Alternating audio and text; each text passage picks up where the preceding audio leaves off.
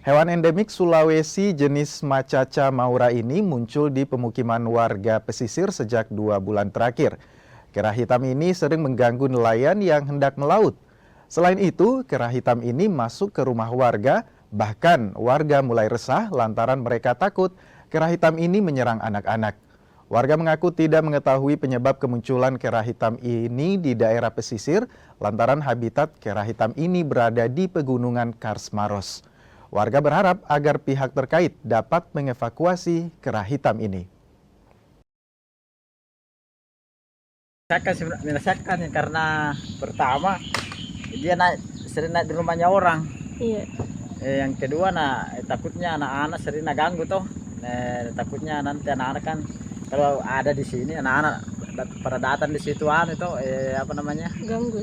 ganggu lempar-lempar, kita takutnya nanti dia serang anak-anak. Nggak bilang. Kalau saya harapanku supaya bisa ditangkap, dikembalikan ke habitatnya.